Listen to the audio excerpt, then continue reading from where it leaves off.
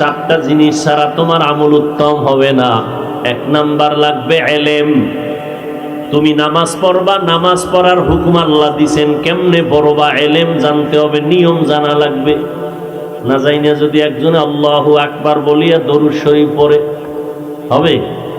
মানে আত্তাহিয়াতুর পরের দরুদটা আগে বেরিয়ে লইছে, সওয়াব হবে। নামাজের এলেম জানাও তোমার ফরজ। যাকাত দেওয়া যেমন ফরজ, যাকাতের নিয়ম জানাও তাও ফরজ। ও আল্লাহর বান্দা, এই এলেম আসবে দুই পথে, দুই রাস্তায়, দুই ব্যবস্থায়। একটা হলো রিজালুল্লাহ, আর একটা হলো কিতাবুল্লাহ। এলেম শিখার পথ দুইটা। কিতাব লাগবে, কিতাব বুঝাইয়া দেওয়ার প্রাইভেট মাস্টার লাগবে। কিতাবের নাম কোরআন, মাস্টারের নাম হলো রাহমাতুল লিল আলামিন। আমার নবী কিতাব ধরে ধরে উম্মতকে বুঝাইলেন। নবী নাই, কিয়ামতের আগে আর নবীকে দেখবা না। আবু বকরের দেখবা না, ওমরের পাইবা না, উসমান আলী পাইবা না, আবু হানিফাকে পাইবা না, ইমাম বুখারীকে আর পাওয়া যাবে না। এখন এই দায়িত্ব কারা পালন করবেন?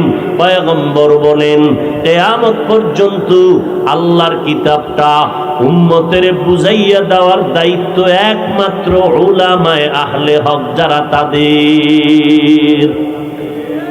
উলামায়ে আহলে হক থেকে বুঝে নাও, কিতাব লাগবে, আলেমও লাগবে। যারা বলে আমরা কিতাব মানি, ব্যক্তি মানি না, তারা গোমরা।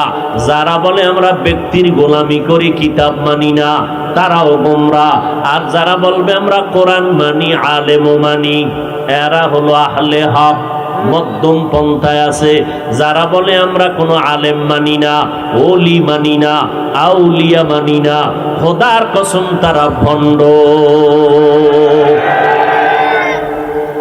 ওলি আউলিয়া মানি না বলনেওয়ালা আশেকে রসুল আছে না নেই? আমি বলি যারা বলে ওলি মানি না, আউলিয়া মানি না, তারা হাদিস মানে না, কোরআনও মানে না। ওলি মানো, কারণ আমার আল্লাহ বলেন আমি দুই দল মানুষের সাথে যুদ্ধ করার জন্য রেডি। এক দলের কথা আছে কোরআনে, আর এক দলের কথা আছে বুখারী শরীফে। আল্লাহ কোরআনে বলেন তাদের ব্যাপারে যুদ্ধ করবেন যারা সুদের সাথে জড়িত। ইয়া আইয়ুহাল্লাযীনা আমানুত্তাকুল্লাহ ওয়া যারু মা বাকিয়া মিনার রিবা ইন কুনতুম মুমিনিন ফা ইন লাম তাফআলু ফাযনু বিহারবিন মিনাল্লাহি ওয়া রাসূলিহি। ও আল্লাহর বান্দা মুমিনেরা, আল্লাহকে ভয় করো, সুদের থেকে নিজেকে বাঁচাও। যদি তোমরা সত্যিকার মুমিন দাবি করতে চাও, যদি তোমরা মুমিন হওয়ার পর সুদের থেকে নিজেকে মুক্ত করতে না পারো, রেডি হয়ে যাও। আমার আল্লাহ বলেন আমি আর আমার রাসূল রেডি তোমার সাথে যুদ্ধ করব। আল্লাহ তো রাগ করে কথাটা বললেন, কারণটা কি? কয় যারা সুদের সাথে জড়িত 24টা ঘন্টার সেকেন্ডে সেকেন্ডে গর্ভধারিণী মায়ের সাথে জিনার গুনাহ লেখা হয়। মায়ের সাথে জিনার গুনাহ করবি, আমার আল্লাহ তোরে ছেড়ে দিবে, এটা হতে পারে না। যেই মায়ের অক্লান্ত পরিশ্রমে আজ তুমি টাকার মালিক, বাড়ির মালিক, গাড়ির মালিক, মায়ের অবদান, মায়ের দোয়া, মায়ের কান্নায় আজকে আল্লাহ সম্মানের চেয়ার দান করেছেন। মা যদি দোয়া না করতেন জীবনে আগাইতে পারতাম? ওই মায়ের সাথে জিনার গুনাহ। ও আল্লাহর বান্দা, যদি বলে এটা ছাড়া চলা যায় না, তোমার লাইনে কত মানুষ ব্যবসা করে, চাকরি করে, 1 টাকাও হারাম খায় না, আছে না নাই? আল্লাহ তারে দাঁড় করবে, ও পারলো, তুমি পারলা না কেন? এই জন্য আল্লাহ শর্ত লাগাইছেন, যাদের মধ্যে আল্লাহর ভয় আছে তোমরা সুদের থেকে নিজেরে বাঁচাও। আল্লাহ এই সমস্ত মারাত্মক গুনাহের থেকে আমাদেরকে হেফাজত করেন। আমল আল্লাহর কাছে উত্তম হওয়ার জন্য, সর্বোত্তম আমলের জন্য 4টা জিনিস লাগবে। পয়গম্বরের সাহাবী মুআয ইবনে জাবাল বলেন, 1 নম্বরে লাগবে ইলম। ইলম আসবে দুই পথে, ব্যক্তি আর কিতাব। কিতাবের মধ্যে শ্রেষ্ঠ কিতাব কোরআন। ব্যক্তিদের মধ্যে বর্তমান দুনিয়াতে শ্রেষ্ঠ ব্যক্তি ওলামায়ে কেরাম। কারা? যারা কয় আমগো আলেম ওলামা লাগে না, আল্লাহ যদি কয় তোরেও আমার লাগে না, উপায় আছে? আল্লাহ আমাদের সবাইকে বুঝার তৌফিক দান করেন। আল্লাহর কাছে আমল লাগবে কিনা বলেন? আমলের দরকার আছে। অন্তত ফরজ আমল যেন আমার থেকে ছুটে না যায়। খবরদার, 5 বেলার নামাজ, মা বাবার খেদমত, মুরব্বীদের সাথে ভালো ব্যবহার, জবানকে গালাগালির থেকে, গীবত শিকায়াত থেকে, মিথ্যা কথা থেকে হেফাজতে রাখা, পর্দা রক্ষা করে চলা, ফরজ আমলগুলোর থেকে যেন আমি বঞ্চিত হয়ে না যাই।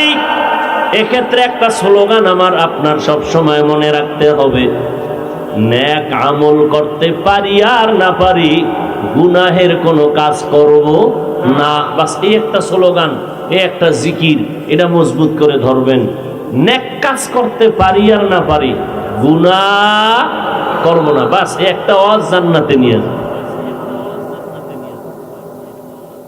আমলের জন্য আল্লাহর কাছে আমলটা প্রিয় হয়ে কবুল হওয়ার জন্য 4টা জিনিস লাগবে। 1 নাম্বার এলেম। এলেমের মারকাজের নাম মাদ্রাসা, জামিয়া, হেফজখানা, নুরানি। ঠিক নি?